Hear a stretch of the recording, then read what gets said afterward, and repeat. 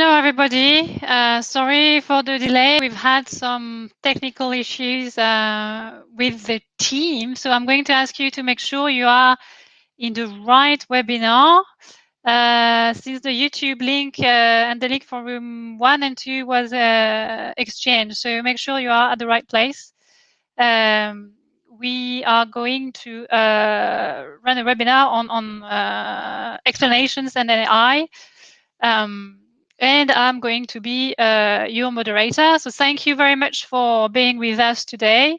It's a pleasure to participate to the first CPDP LATAM conference and be able to discuss how Latin America and Brazil are contributing to the global debate on privacy and data protection, and be able to compare solutions across jurisdictions. I'm Sophie Stella-Bourdillon. I am a professor in IT law and data governance at the University of Southampton and senior privacy counsel at Immuta, which is a data governance company. Before diving into the substance of the discussion, I was asked to read a disclaimer. So bear with me. The comments made by Fundação Getúlio Vargas employees and guests during the online events and broadcast exclusively represent their opinions and not necessarily FGV's institutional position.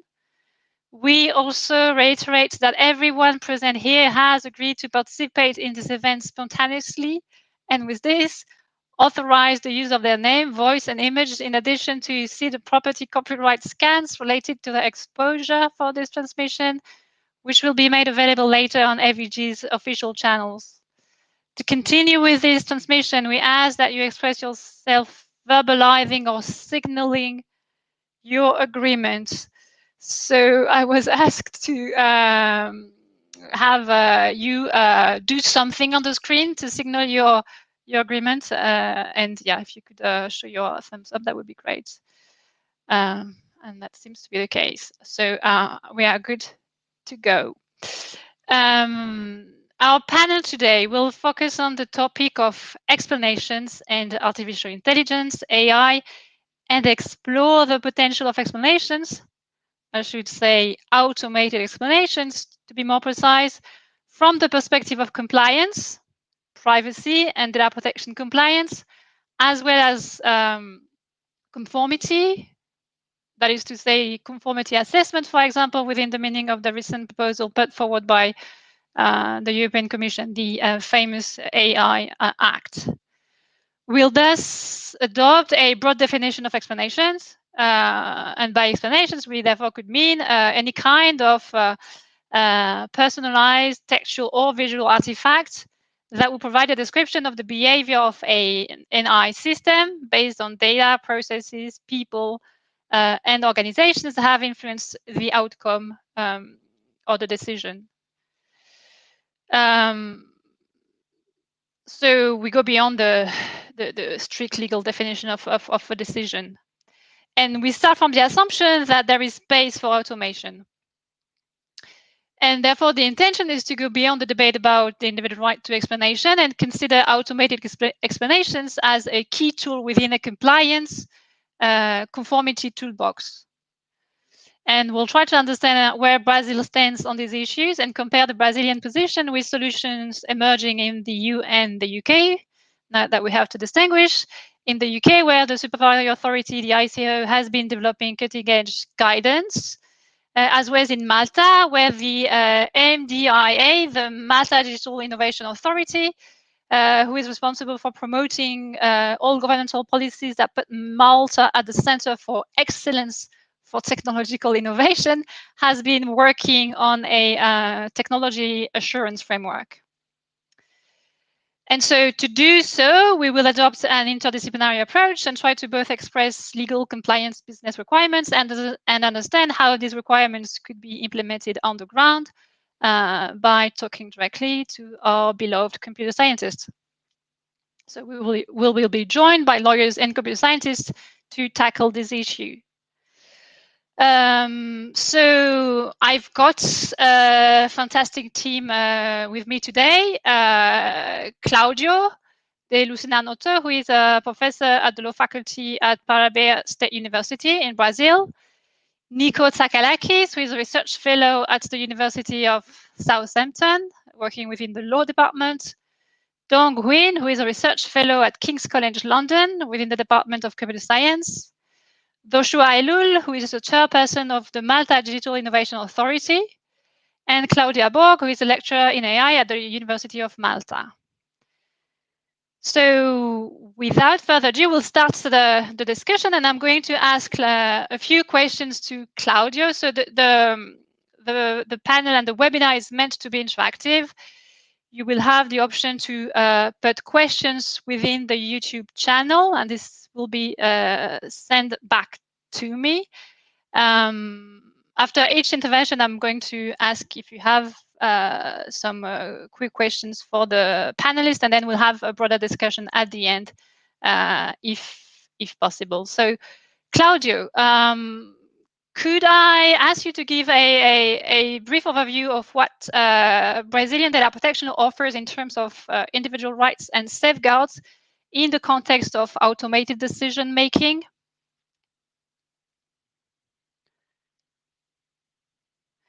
Claudio, I think you are muted. You need to unmute. As if we hadn't heard the sentence all over the year, right? Thank you very much once again, Sophie, and thank you, Nico, also for the invitation. I want to also congratulate Fundação Getúlio Vargas for the initiative. And I know we're quite short on time, Sophie, but I really have to point out that I have a special pleasure in being with you here. Satisfaction being once again in CPDP. I was a master's student in VUB, in Vrije Universiteit Brussels. So I followed as a student a couple of years of CPDP. And then I went back again into the conference, already researching the theme as a panelist. A very cherished memory of sharing a panel.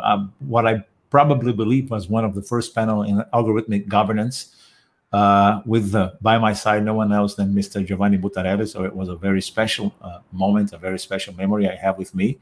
And now having you here, with an addition, looking at Latin America, Brazil, I used to take part in CPDP as an outsider in data protection norms and legislation. That's not the case anymore. We're fortunately in the game.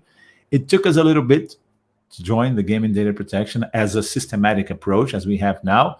The good thing is that when we do it for good. So we're now developing also interesting in the beginning, but developing interesting aspects of our norms also in phases, as we do like here in Brazil and in most parts in Latin America. There were at least 8 steps in making our LGPD, our national data protection framework, in place. We're still to have our last step, which is the enforcement of sanctions, and the enforcement part is waiting for us. Hopefully 15 days from now. We're supposed to have it 15 days from now, but we do have already steps in that direction, and trying to enforce and to ensure that automated decisions are safeguarded concerning data protections. Curiously, it was not our first step. That's not the first place or the first initiative, the first moment in Brazil where automated decisions are dealt with. We have legislation, we have a piece of legislation that protects credit information from 2011 that ensures that any decision that is taken concerning a user for credit scoring reasons is subject to an evaluation, to a second evaluation. We didn't have back then in 2011 the human intervention aspect that is later expressed in the GDPR, and that was later part of our discussion, part of our of the original text of the Brazilian data protection bill. It was not enforced that way. The necessity or the possibility, the guarantee for a human intervention was withdrawn from the final text.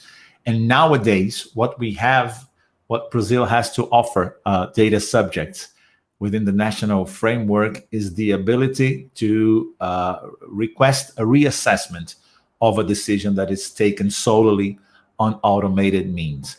I think there is one aspect to two aspects to highlight, and I'll send it forward from here, which is we were very careful in our first thing is that we withdrew the aspect of the human intervention as a guarantee. We do not have that stated.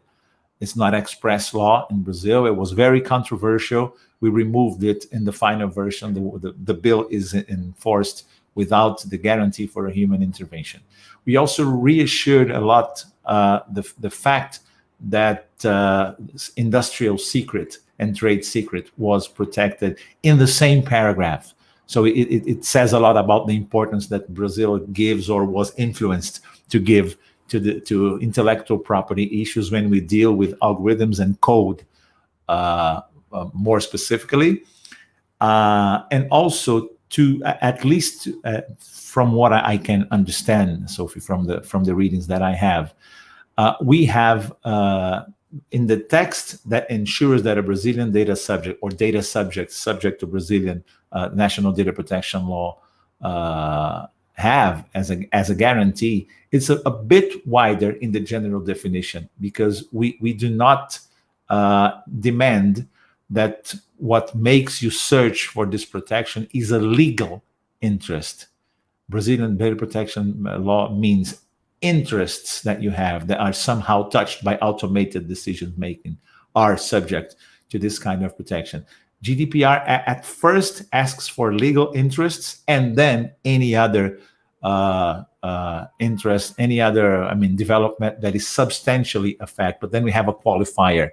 There has to be substantial impact. We do not have in Brazil, and to that extent, I believe data protection in Brazil concerning automated decision making, which is, as I told you, a second step, because we have that first seed of the theme back in 2011, is a little bit wider in the general definition. That's what we have so far to offer data subjects in the country. This, as you know, we do not have a lot of time of the bill in force.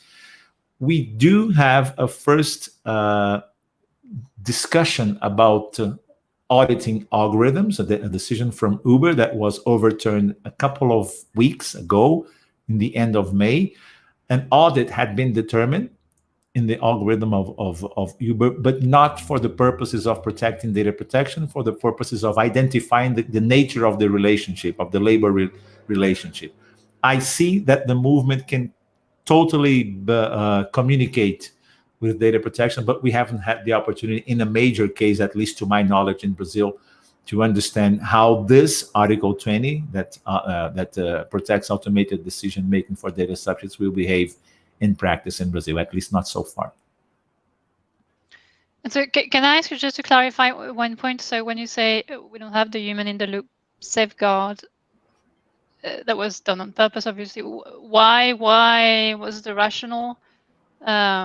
And yeah, why was it excluded? As I told you, it was a very controversial. If we take the human in the loop, take the human out of this loop, we basically do not ensure. At least that's what the community means when we say explainability in the wider realm. The idea is that the scale to which we would subject human intervention here would not be feasible. So there are strong commercial aspects that come into play here, which is actually it's meaningful. It's not. It makes sense. It just does not ensure the protection we are searching for when we enforce this kind of mechanism within a framework.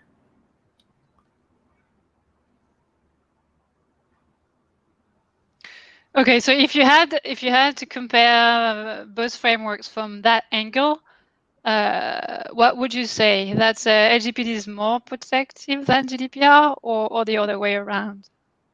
I think we have drawn a lot from GDPR, a lot of inspiration. The idea that you do not have to have a very significant or strictly legal interest to be entitled to a protection is pleases me. It says a lot about a path towards a stronger protection of human rights. But we're still to see how this absence of a mandatory human revision behaves in practice. I do have doubts about a mandatory human intervention when we're talking about large-scale explanations in large scale too. It seems to me a controversial that would not be the way an innate human rights lawyer would follow, but I think it makes sense. We're still to discuss about that, but I believe since we're moving into really new ground, Sophie, it's not.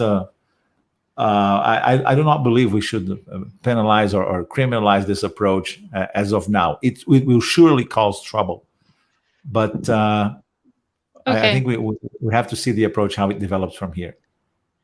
Okay, so going beyond that then, as I said, we are interested in understanding to what extent automation can help with compliance, and in particular, whether we'll see further down with Nico and Dong, automated explanations can help with compliance. To what extent can therefore regulatory technology and automation help to achieve key data protection goals that you have in your framework, such as transparency and accountability, from your perspective?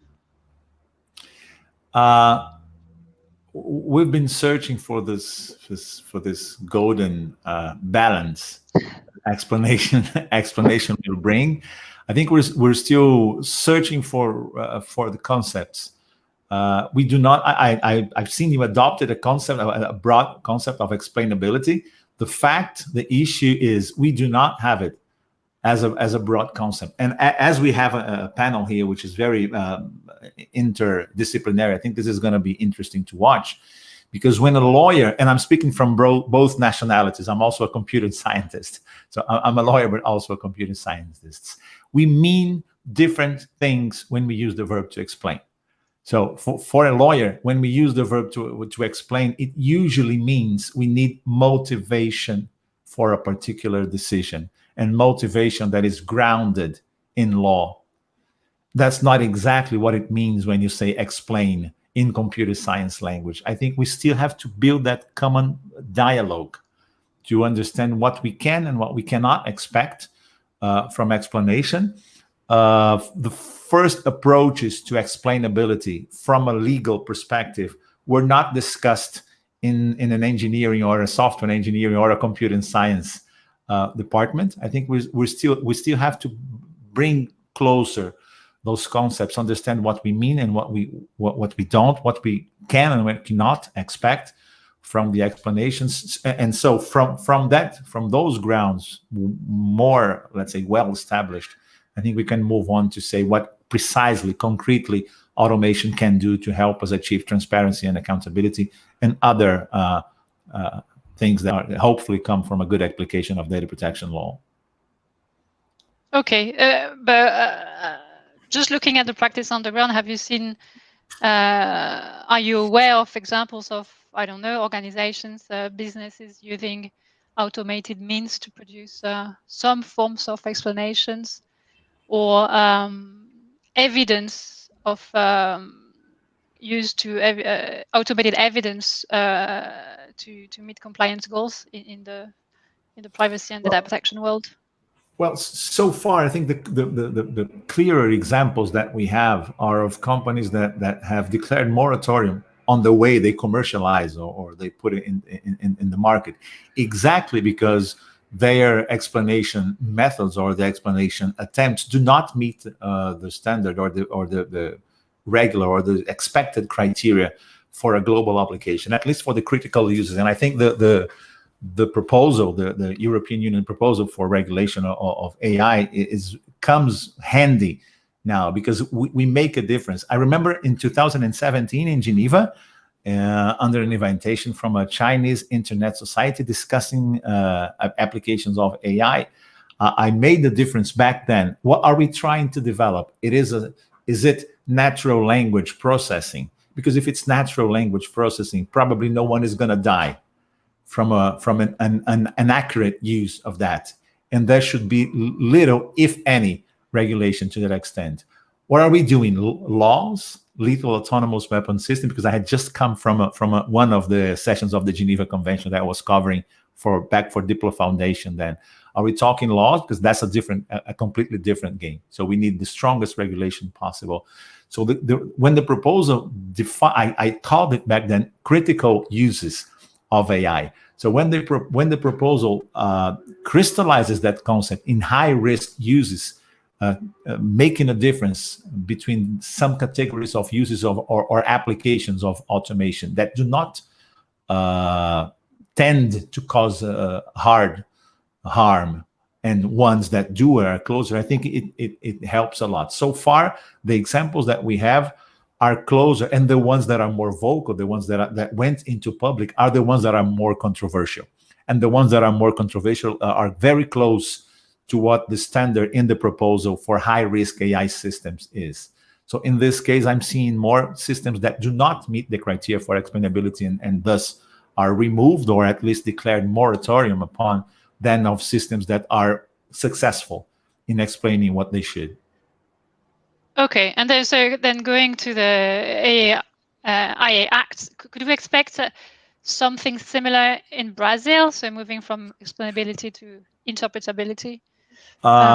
We do have a legislative movement in Brazil. There are bills since 2000. I was going to Portugal back in 2018 for a conference in AI when the first bill was introduced into Congress by a senator that is, by the way, here from my region. Since then, we've had 4 or 5 more bills that are being discussed in the Senate or in the low chamber. One from, if I'm not mistaken, one from last week. We still have a serious issue here in Brazil, which is this first bill, Sophie. It was presented with 7 articles and 4 paragraphs as justification.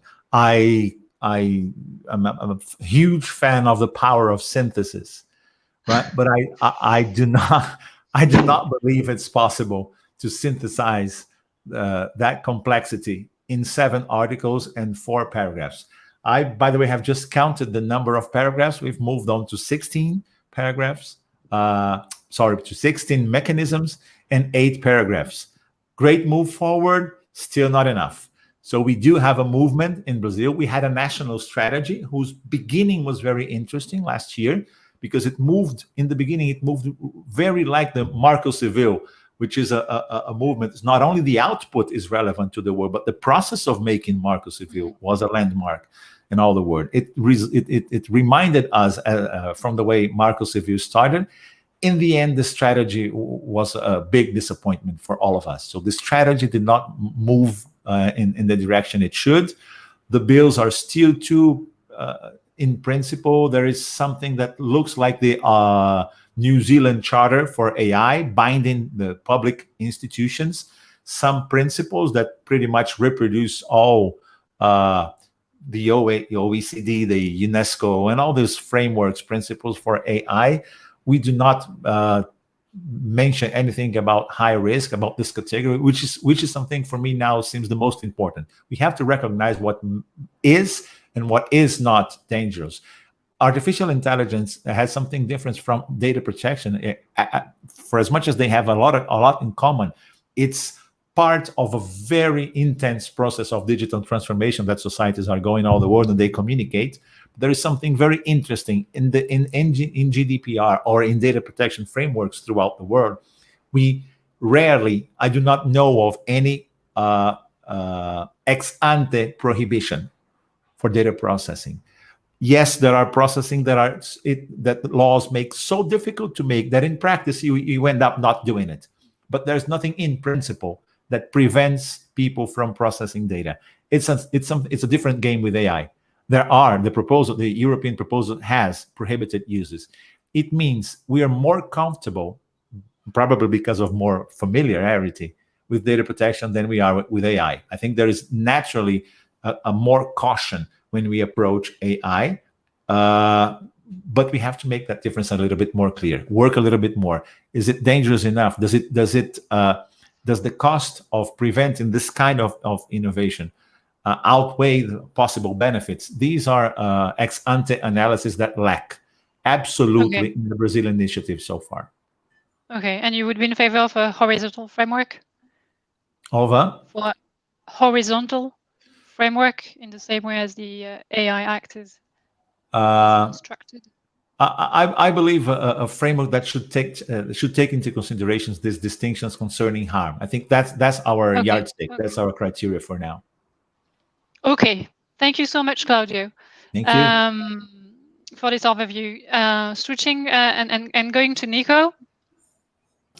Nico, can you give us a very brief recap of what the GDPR has to offer in relation to explanations from your perspective, and interesting developments in the UK, in particular the contribution of the ICO on the topic? Yeah, thank you, Sophie. So I suspect that most of the audience knows that the GDPR itself, in its articles, doesn't contain an explicit mention for explanations. What it does contain is Article 22 that deals with solely automated decisions. And as Claudio already mentioned, that has qualifiers attached to it. So Article 22 demands, when we do have an automated decision, a solely automated decision that produces a significant legal effects, it demands that the data controller has some safeguards in place. At a minimum, a way for the data subjects to obtain human intervention, a way for them to express their view, and a way for them to contest the AI decision. Now, the recital that helps us interpret this article, recital 71, is the one that actually contains a mention to the term explanation without explaining what the term means, so without a definition. But it seems that it's attached to Articles 15, 13, and 14, so the right to access to data and the right to be informed. The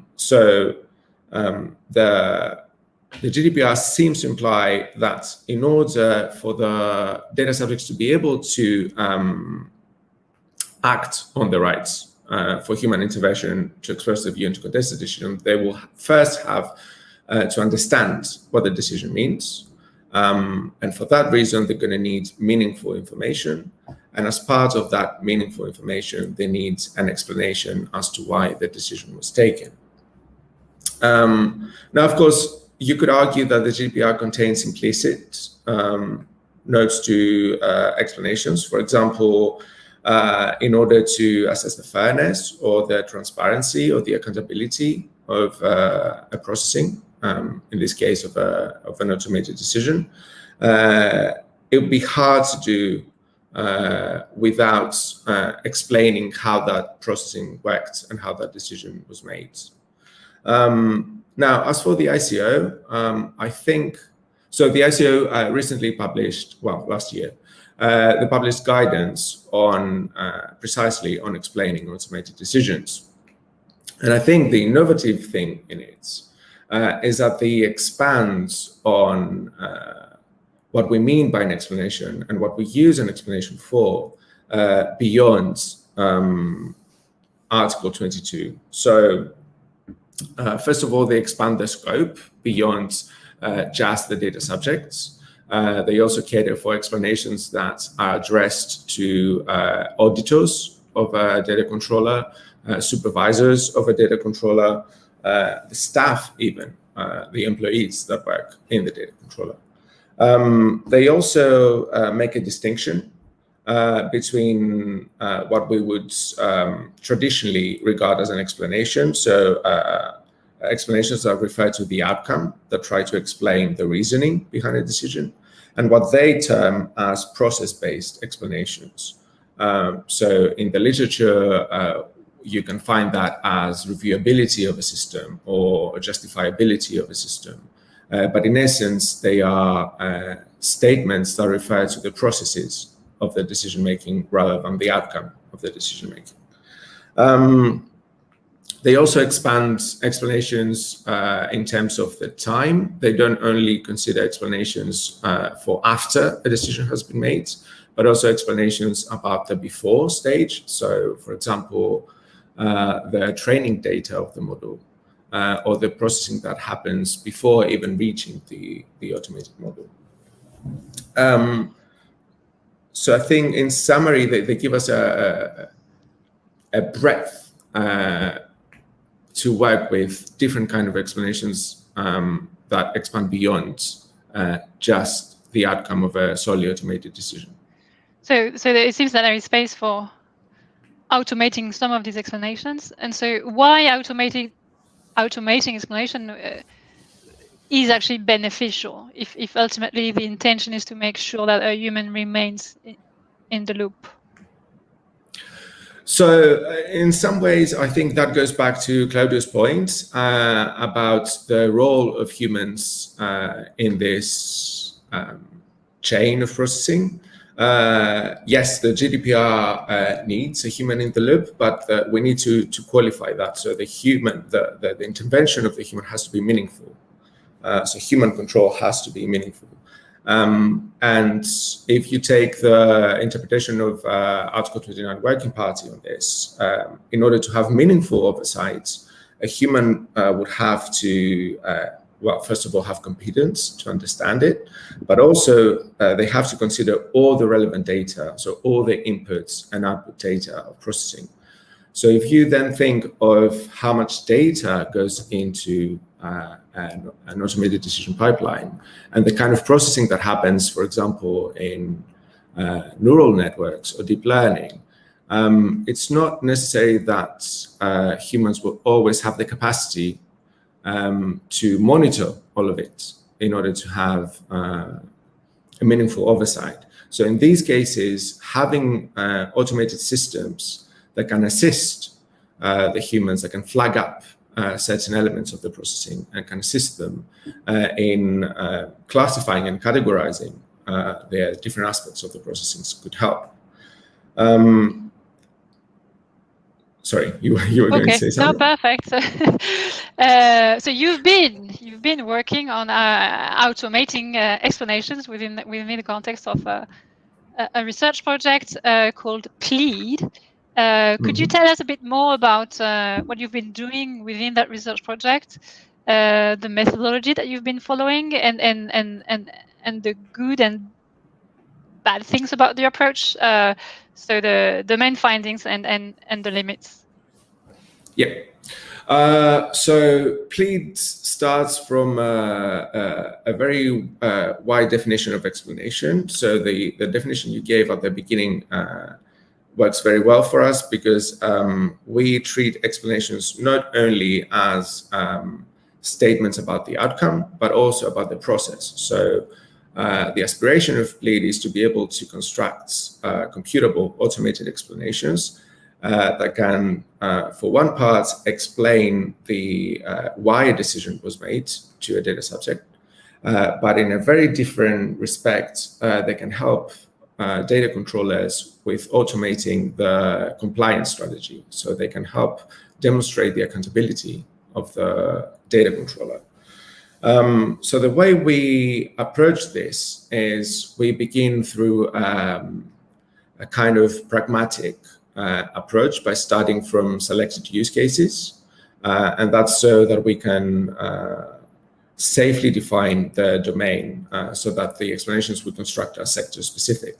So after having defined a certain use case, what we then do is we identify all the applicable rules. So that can be legal instruments, legislation, but it can also be best practices. It can be industry-specific guidance. It can be guidance from the ICO, stuff like that. So all of these are then analyzed to elicit explainability obligations, and that can be either explicit obligations, so areas where the rules specifically state that an explanation has to be provided, or they can be implicitly expected. So, for example, needs that are currently covered by alternatives. So in the GDPR, if we think of, say, privacy policies, there are aspects of the privacy policies that could be communicated to the data subject at the point of the decision in the form of an explanation. So in this form, an explanation can can function as an add-on to the solutions that already exist. So we document all these obligations, and then we group them through a framework that we have developed that classifies them according to different types. So either whether they're mandatory or discretionary, when they are triggered, if they're triggered simply by processing, or if they need an action to be triggered, what is the audience of the explanation, whether it's a data subject, a supervisor, a supervisory body, an auditor, so on and so forth. What is the goal, whether they are meant to help us understand the decision better, or whether they're meant to help us take an action for a decision. What is the minimum content, stuff like that. So we create catalogs about these obligations, sort of like you can consider them as stepping stones or building blocks in order to be able to create an explanation. And what we do then is we match these requirements to provenance data. Now, I'm sure Donk will talk about provenance a lot better than I will, but provenance in essence are audit trails. So what we are trying to do is match the legal obligations to data points in the audit trails to be able to construct sentences using natural language processing that refers back to the actual data and the processes and the actors in these processes in the decision-making pipeline. So in a nutshell, that is the methodology that is then being tested and is then validated by well, hopefully by all stakeholders involved in the process. Yeah. Okay. And in terms of limits to the approach? Yes, correct. Right. So in terms of limit, not from a technology side, because I'm sure Zonk will be able to talk a bit more about that. One of the limits on the legal side is that it depends a lot on how well defined the legal concept is. So in cases where the legal concepts are not cannot very well be translated into provenance queries. So for example, if we think about concepts like fairness, that can mean bias, or it can mean no discrimination, it can mean different number of things that is not always directly translated to specific data points. So that is something that will trouble us in the project. Another thing that we have to be aware of is some ethical, I would say, issues. So, for example, one aspect that we look at in PLEAD is the creation of counterfactuals, so explanations that highlight principal reasons about a decision or decision-making process.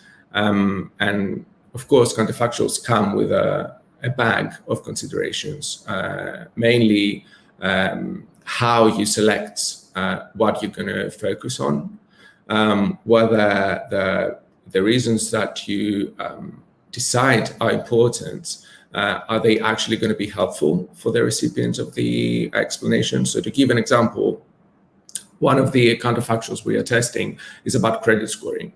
And it explores the relation between your income and your accumulated debts in order to be approved or rejected for a loan. And the question, of course, is, okay, so you now know that if you had X amount of more income, you would have been approved. What does that mean to you in your everyday life? Because you can't go the very next day and get a job with a higher income. So these are some of the issues that we are grappling with. Yeah, encountering on the ground. Okay, thank you so much, Nico. And I'm going to quickly go to Donk, who is Nico's tweet, I guess, on these topics. So Nico has been mentioning one way to implement requirements for automated explanations. He mentioned the Provenance Standard, or PROV, which is also mentioned actually within the guidance of the ICO. Dawn, could you tell us a little bit more about the PROV standard and what it is that it can achieve in the context of automated processes and decision making? Thank you, Sophie. I hope you can hear me very well. So let's start with provenance. So provenance, perhaps maybe when you hear the word, is properly associated with food, wine, or a piece of art. So let's start with some example. So for food, provenance would mean something like where the food was grown, caught, or raised, knowing how the food was produced, for example, organic label, for example, and knowing how the food was transported. In the context of art, it is the documentation that authenticate that particular painting, for example, provide details like who's the painter, the history, the auction documentation. So the provenance as a term has appeared in computer science about maybe about 10 years ago. But before that, perhaps people are more familiar with audit trails, like Nico mentioned, data lineage. So essentially the history of where the data come about. In the context of what we're discussing today, the automated decision. So it's all the information, all the data dependencies, all the processes, all the actors that underpin a decision, and all of that collectively known as the provenance of the decision. So that's just Claudio's mentioned about the current bill going through in Brazil. In the UK, we have this National Archive. So essentially, it's an organization that in charge of, interestingly, also documenting all the legal legislatures made in UK Parliament. And what they did, they used provenance, specifically PROV, to describe the process of something from the beginning to the end when it comes into an enacted legislature. So all the document, all the version, all the changes. So in your case, Claudio, it's something like, it starts with 4 and now it's become 16, and that later, hopefully it will become something for more significant that satisfy you. But essentially, that is the history of something. You can talk about the provenance of a computer made by Apple. You can talk about the table coming importing from a different country, and PROV is the standard vocabulary to encode provenance. So it's a data model. Essentially, it's just a form of knowledge graph that provide an account of what a system perform, including references to the people, data set, and organizations involved in the decisions. It attribute data. So this data may be coming from credit referencing agency, this data coming from an electoral registry, for example, and also data derivation, which is very important. It's essentially data derivation is show you the data flow. So you use the input data set, and then at the end you have some sort of decision model, for example. So the decision model was derived from the data or the training data set, and the provenance of the decision will enable you to trace back the decision to its input data, to identify the responsibility for each of the activities that you found along the way, and when you go back the audit trails, and it's allow for an explicit record of where the data comes from, who's in the organization was associated with data collection, processing, what of the data was used to train an AI system. And so such provenance information, as I describe it, you can see it's provided pieces of information that give us the foundation to generate explanation for AI decision. And it's also making the process that surround an AI decision model more transparent and accountable. So that would be useful not only for generating statements that would, to some extent, empower individuals to exercise some of their rights, but also for monitoring and, I guess, auditing purposes. Yes, exactly. So initially, the requirements for recording audit trails or data lineage coming from the organization, so they want to keep track of things, and it's particularly relevant in data based decision making, for example, machine learning model. But we're not also talking about very innovative deep learning neural network, but one application that we work with would involve with allocating school places for thousands of children in Southampton, for example. So you have, and in the UK, I would imagine that every year millions of school applications are processed and decisions are made, and where are the data coming from? Who changed specific field in the application, and what policy would use to make decision, because all the decisions there are automated. And how do you explain to the parents who didn't give who have to travel further away to bring their child to school why they didn't get the first choice? So yes, so it's auditing, but it's also it's for transparency and accountability. Okay, and in 2 bullet points, so what are the limits of the approach, though? So I can see the potential, but it's not answering all questions. So as with any technology, it's require adoption. So you can only so it's a kind of documentation, really. So it's you document the audit trail, you document all the processes and all the people who involved in the process. So it's required the organization to the groundwork to allow that to happen. Now, when they do that, as what is really challenging for us as computer scientists to encourage them to do that is that with legacy system.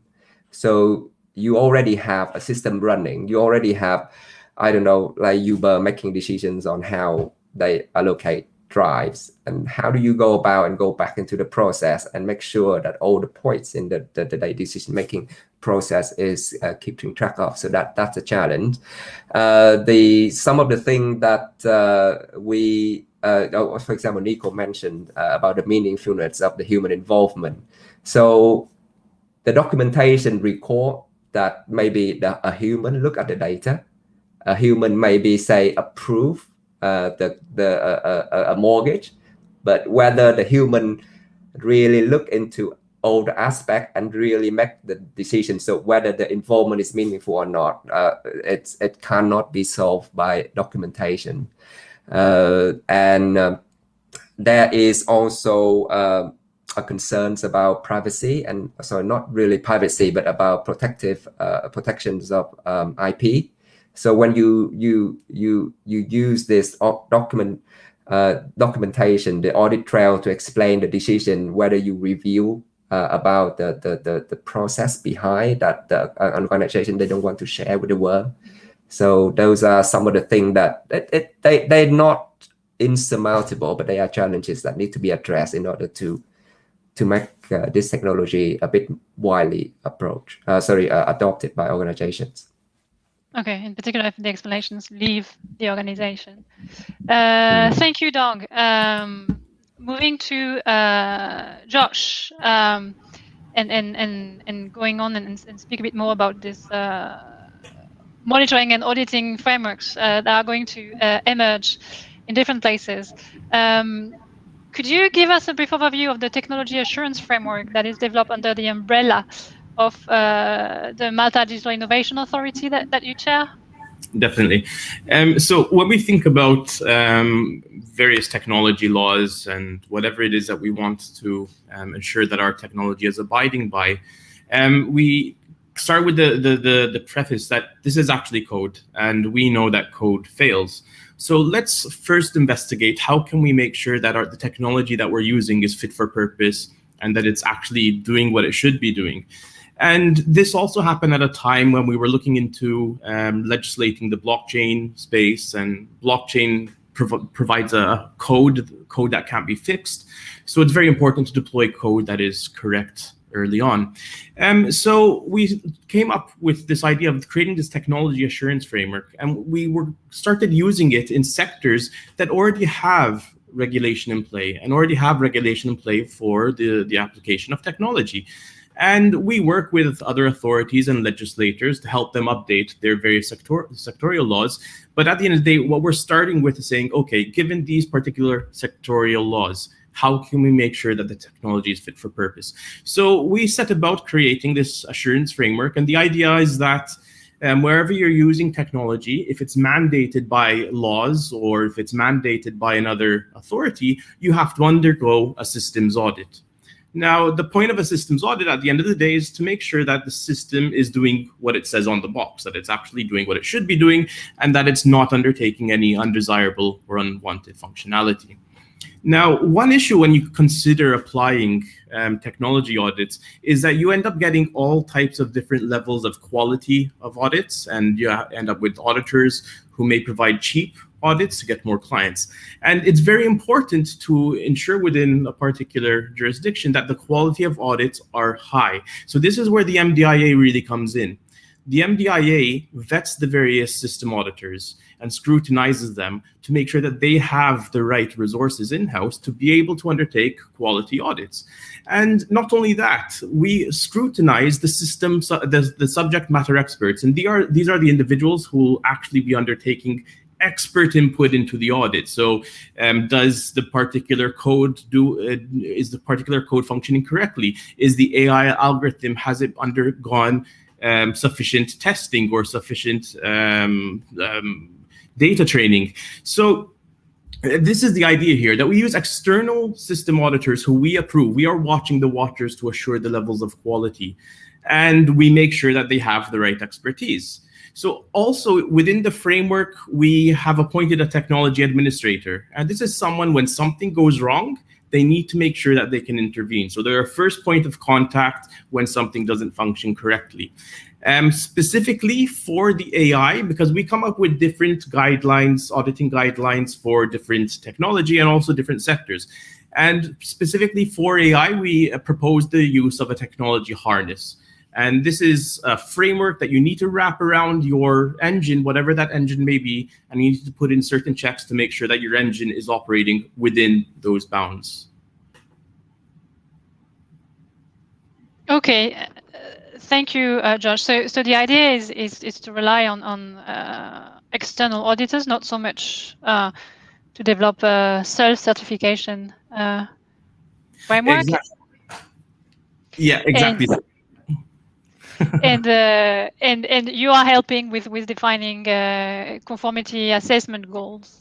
Exactly. Yeah. So we are helping to define the various conformity goals, but we're also helping to assure that whatever it is that that particular sector requires, that technology is fit for purpose. And it's not through self-certification, it's through certification that the authority approves. Then once an audit is undertaken, that audit is submitted to the authority, and the authority makes sure that the actual the different control objectives involved in that audit were fulfilled.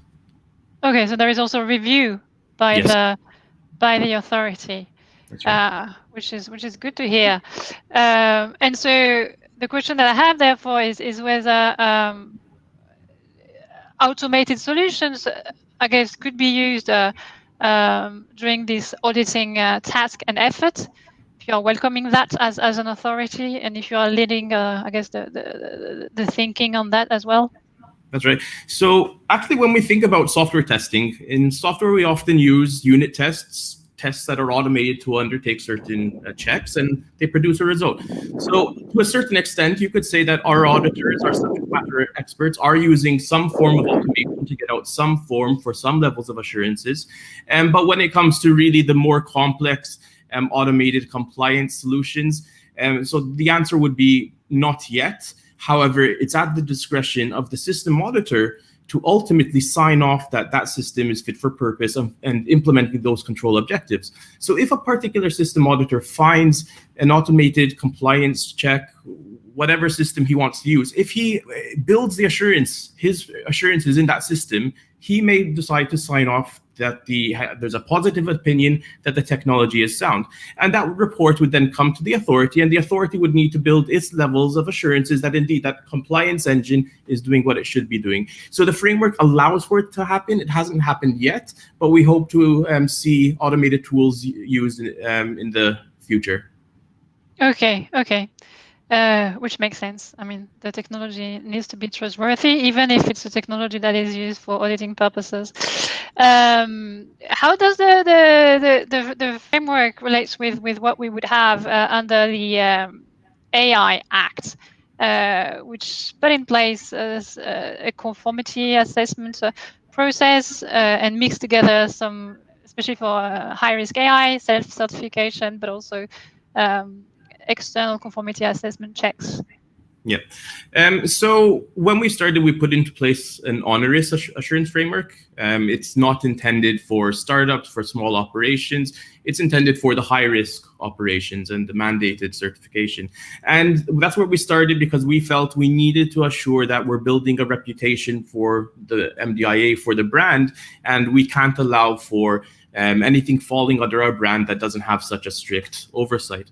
And now we've just applied and we've just announced Technology Assurance Sandbox. And as far as we're aware, this is the first type of regulatory sandbox that is focusing on technology assurances. And the reason behind this was we have this onerous framework. Now let's create this flexible, less onerous framework that allows for startups and smaller operations to get the oversight of a regulatory authority whilst not burdening or stifling innovation. So now that we have these two different tools at the two different spectrums of regulatory tools, we feel quite confident that when the AI Act comes into play, we can very easily act to fit these different tools according to the needs. Now, we can even go further down to removing some assurances by not having a sandbox, by having registration, perhaps identification of the owners behind a particular arrangement. So we really have the tool set available. And now it's just a matter of waiting to see what is coming out. How do we assure that our different tools in our framework map onto the AI Act as soon as that becomes required of us? Now, indeed, there are other aspects that we will need to build in our framework beyond technology assurances. However, given the flexibility that we have in the sandbox, where the regulator itself is working with the entity who's being regulated to come up with something adequate for their operation, we can impose certain restrictions and we can impose certain requirements. So the sandbox really gives us that flexibility. Now, the thing is, with regulation, it's very hard to come up with strict regulation when you have such a wide spectrum of where this technology is being used in terms of sectors. So this is why it's important to have a rigid and a flexible approach. And over time, as we deal more with, let's say, the health authority, as we deal more with the financial authority, we can come up with more strict guidelines for specific sectors. And this is really where then automated compliance can come in. It's very hard to create an automated compliance system when you're dealing with all types of different systems. But let's say that the financial authority says they want to implement some form of automated compliance to make sure that all automated trading systems are filing their end of day accounts or reconciliation or whatever that needs to be done. Over there, we can create strict APIs built specifically for those types of sectors. So this is where we're starting with. Let's get a framework that supports a wide range, and then over time, I hope to see automated compliance allowing for very specific applications and activities to fit within the framework. Okay, thank you. And can I ask one last question in terms of how the AI Act has been built? So it's a horizontal framework, not a sectoral framework. Is this causing any problem for you, or? So initially, when it came out, we did have a first response, and the second revision seemed a bit better. So it's not causing huge problems yet, but we are going to stick by the approach that we need to make sure that the approach is sectorial, or if it is horizontal, that it is proportionate according to the various operational activities within it. Now, we'll see how that plays out, but it is our ethos that we need to allow for regulation to assure consumer protection, legal certainty, and at the same time, we need to also allow for innovation to strive and not to stifle innovation.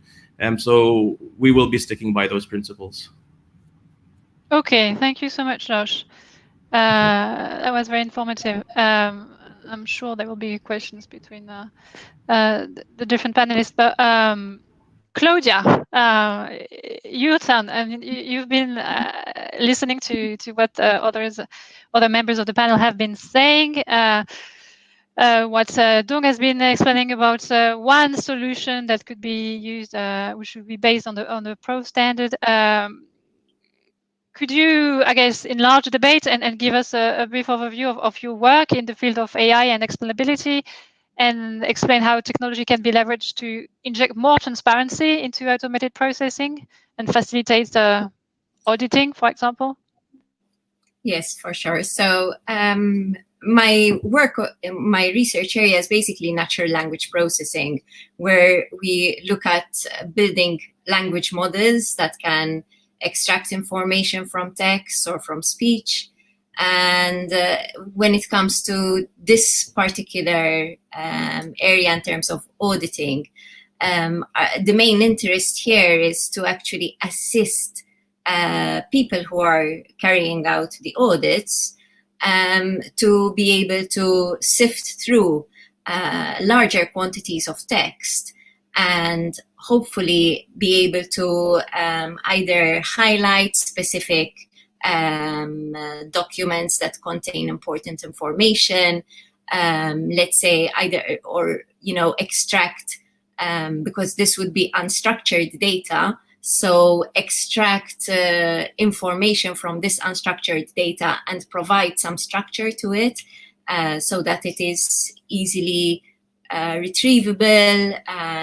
It can be easily linked to different aspects in machine learning. And as well, trying to create correlations with in between data.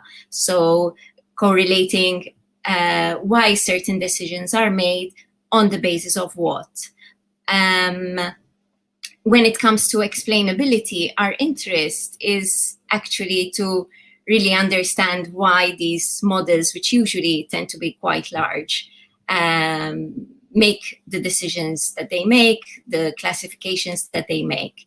It's not always very easy because it's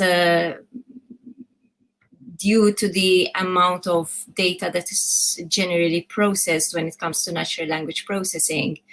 Sometimes it's difficult to actually come up with specific explanations from the perspective, even just from the automatic perspective, let alone a human looking at that quantity of data. Sometimes it's impossible. But we're, as much as we can, we want to try to extract this information automatically and to gain an understanding, an insight of why certain decisions are made the way they are, and thus support the auditing process. When it comes to auditing, we're looking at, let's say, separation of certain documents that might contain certain clauses, or maybe even visualizing the different sections of documents, like separating different type of documents, to, again, benefit, help the auditor make certain insights and certain decisions about the system that is going on. And so, for the non-tech savvy person, how would you describe the main challenges that you've been encountering when working on these things? Yeah, well, actually, there are quite a few number of challenges, because one, since we are dealing with large models that process a lot of data, as I mentioned, it's kind of sometimes it's very difficult for us to, from a programmatic perspective, to pinpoint exactly why decisions are made, why we have a neural network that actually behaves the way it does. And it's most of the time it's important for us to actually understand. Sometimes we have, you know, when we try to look under the hood and try to actually explain, find an explanation of the behavior of a system, we might actually be surprised. And sometimes it's completely the opposite of what we were expecting from a human perspective. Because of course we have to remember that a machine does not think in the same way that a human thinks. So we always have to keep this in mind, which is why having systems which are explainable from a technical perspective, not just from a human perspective, is very important. So I emphasize on having the two elements into play. Then there are aspects as well, I would believe, rather than challenges, they can be opportunities, where sometimes we are, let's say, not aware of our own biases, and by our own biases end up being present in the data. So we can actually use these systems which would have learned these biases and try to actually extract this information. And then we can use this explainability aspect to improve the data that we work with, the social scenario that we work with, and improve our biases in general. Okay, so that would be for the limits. On the other side of the story, what would be the most promising developments that regulators and businesses should be following closely in that sector field? I think that in our field, what natural language processing has been doing recently, the number of advances have been quite dramatic in these last few years. I'm talking here the last 5 years. We have seen a huge increase in uptake from industry, and many multinational companies offering services to make it easier for smaller companies to you know, let's say, jump on the bandwagon and actually use these technologies. So what I see as a promise to the future of technology is that more integration of natural language processing is not only something possible, but a very viable thing that can easily be integrated into today's systems. And as I mentioned, like, it can really be put into place to help industry regulate and assist auditing purposes in this regard. And would you raise the same challenge as Dong was raising in relation to legacy systems and the difficulty then to go back and when it comes to adoption, especially with legacy systems, yes, for sure.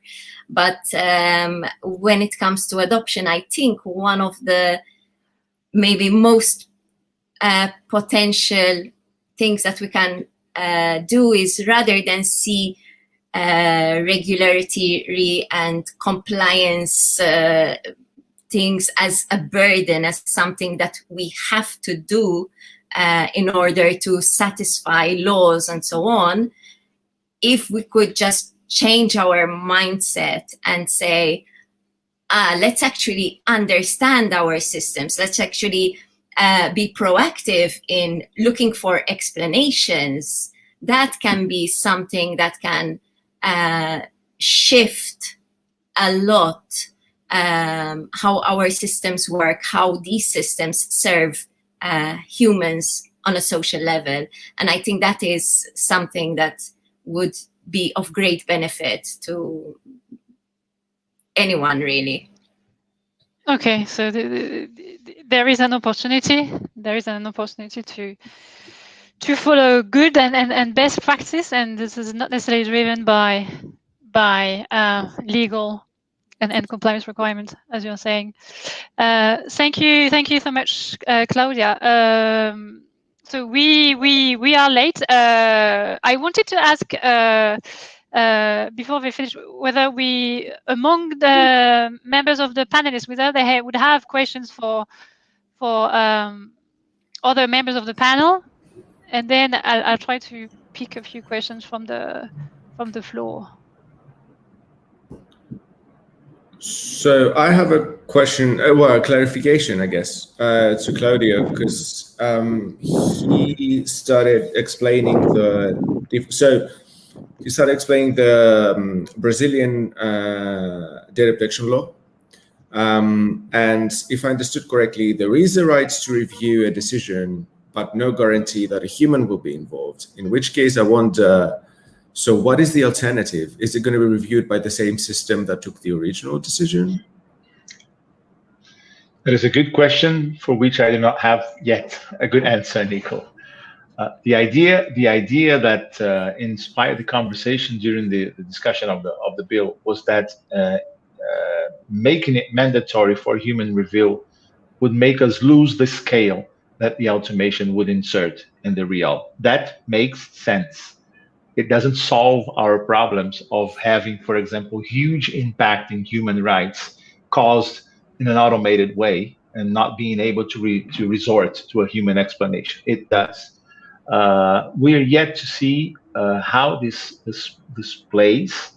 I have been introduced here to one. It didn't come to be a case or a lawsuit in Brazil, but one instance when test exams in a university were automatically corrected and caused some kind of controversy. This is the only thing that I know so far in Brazil. Again, very controversial.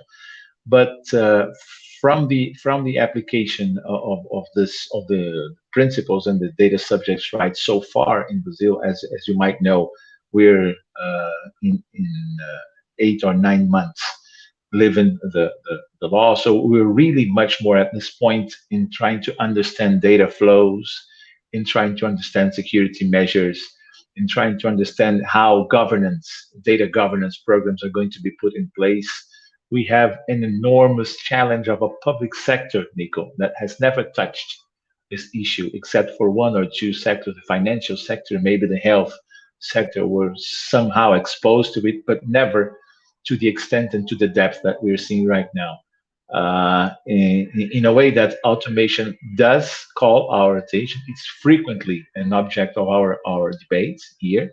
This one is not a new initiative for me, but we're not sure. No one is yet sure. How do we ensure that rights are respected when automation is concerned without the human in the loop?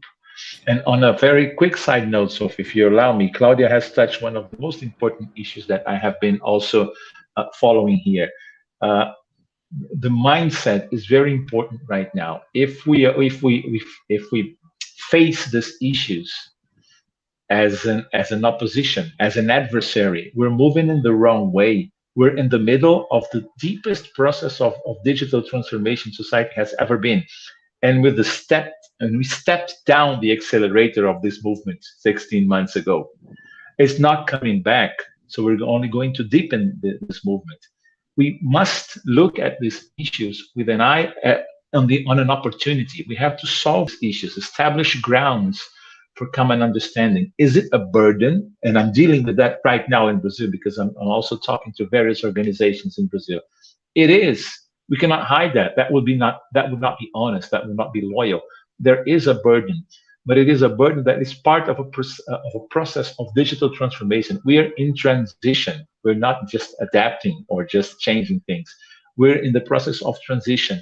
A smooth transition now, right attention to the right issues will make us give a step into a future that is going to come to everyone. And we might have had the opportunity to look at it closer now after this acceleration of this 16 months. So this, I call it a positive agenda, Claudia. Looking at a positive agenda for data protection and AI is very important now for academics and corporations alike. Thank you, Claudio. Other questions from the panelists to the panelists? I would be, if there is no question, I would be very curious to have Josh's reaction and see what he thinks about the Prov standard and Dong's presentation.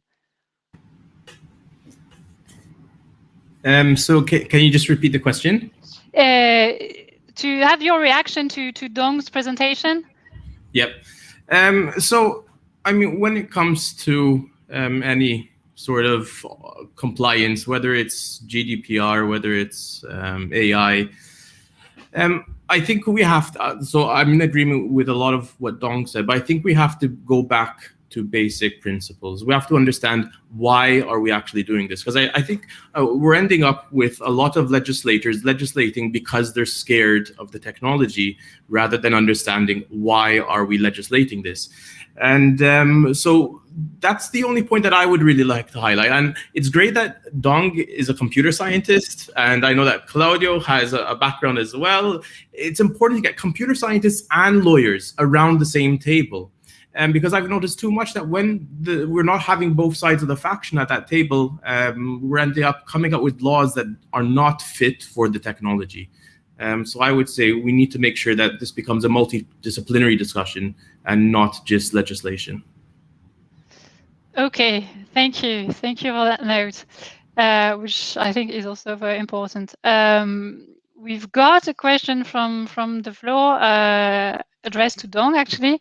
Thanks for the excellent panel. I would like to know from Dong if there is any paper discussing this provenance framework. Yes, we did publish a few papers, and we are writing a few more. But in the meantime, I think it's maybe best, I mean, over this online event, to go to this webpage, pleat-project.org. So that's where our work is, disseminating. So I think that's the easiest way. To find so pleat, spell PLEAD-project.org. Thank you, Dong. I don't think, I guess I haven't received any other question from the audience, from the floor, unless I am mistaken. No, I think that's right. So thank you so much for participating to the panel, engaging actively with the discussion, and sharing your insights into the topic. We shall see you. Keep in touch. We shall see you in the very near future. And before everyone leaves the room, remember to check the program one more time and see whether there is any other webinar that would be of some interest. Thank you so much. Thanks, everyone. Thank you. Thank you. Thank you, Sophie. Take care. Thanks for organizing. Okay. Bye-bye. Bye-bye.